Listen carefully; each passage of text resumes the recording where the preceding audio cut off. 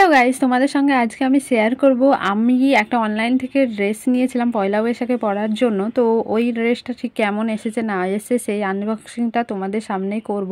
তো আমার মনে তো দেখছো ভীষণই মনে কি মুখে দেখছো ভীষণ হাসি। তার কারণ কি, নতুন ড্রেস কার না ভালো লাগে।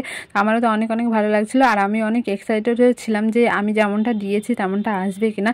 তো হ্যাঁ, যেই ভয়টা পেয়েছি সেটাই হয়ে গেছে। ফার্স্টে খুলেই দেখি কালার তো উল্টো এসেছে। আমি দিয়েছি রেড, এসেছে ব্ল্যাক।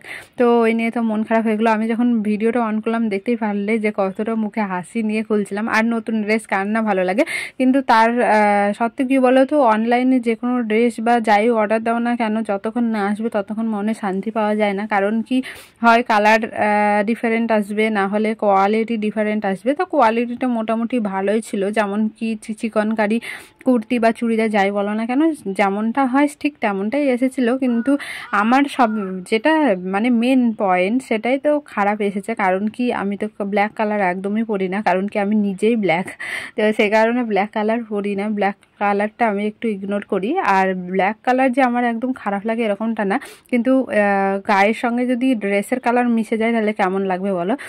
ব্ল্যাক কালারটা যাদের গায়ের রং ফর্সা তাদের পরলে বেশ অনেকটা ভালোই লাগে।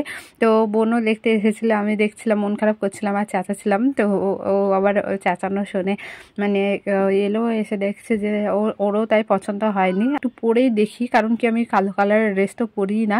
তো মা বলে যে না, মা আর অনেকেই বলে যে আমি কালো বলে কালো কালারের ড্রেস পরি না, কিন্তু পরলে অনেক ভালোই লাগে। তো ওই কারণে একটু ট্রাইও করে নিয়েছি, দেখো কেমন লাগছে। আর সাইজটা নিয়েও একটু আমার দ্বিধাবোধ ছিল, কিন্তু সাইজটা বেশ ফিটফাটি এসেছে, দেখো।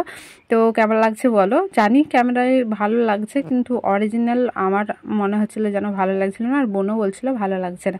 তো আমি কোন ড্রেসটা অর্ডার দিয়েছি চলো তোমাদের সঙ্গে শেয়ার করি। আর আমি মিশো থেকেই অর্ডার দিয়েছিলাম।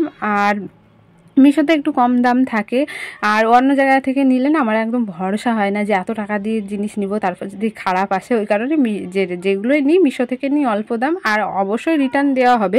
এই যে রেড কালারটা দেখতে পাচ্ছ কতটা সুন্দর, তো ওটাই দিয়েছিলাম। তো ওটা যখন আসেনি তাহলে আর নিব না, মনটা তো পুরো খারাপ হয়ে গেল। তো পরে আমি একটা বলছি, দুটো রিলসও বানিয়ে নিয়েছি।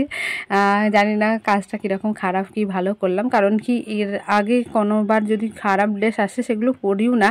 আর এখন তো আমি দেখতেই পেলাম যে এটা ডিফারেন্ট কালার এসেছে, তবুও পরলাম যখন গায়ে তো লেগেই গেছে ড্রেসটা। তো ওই কারণে আমি দুটো রিলসও বানিয়ে নিয়েছি।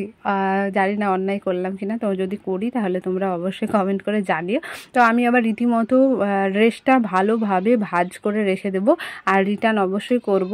তো তারপরে কি ড্রেস নেওয়া যায় দেখি। আর এটা তো পয়লা বৈশাখের জন্য না, পয়লা বৈশাখের জন্য আমার শাড়ি নেওয়া আছে, আর আমি শাড়ি পরতেই বেশি ভালোবাসি। আর বিভিন্ন পুজো পার্বণ বলো, আমি শাড়িটাই বেশিরভাগ পরি, যেহেতু আমরা বাঙালি। আর এই চুড়িদারটা নিয়েছিলাম বাসন্তী পুজোর জন্য। বাসন্তী পুজোতে একটু অন্য জায়গায় ঘুরতে যাই, ঠাকুর দেখতে যাই। তো বাসে বা গাড়িতে গেলে না শাড়ি পরলে একটু অসুবিধা হয়, ওই কারণে চুড়িদারটা নিয়েছিলাম ওই ভেবে।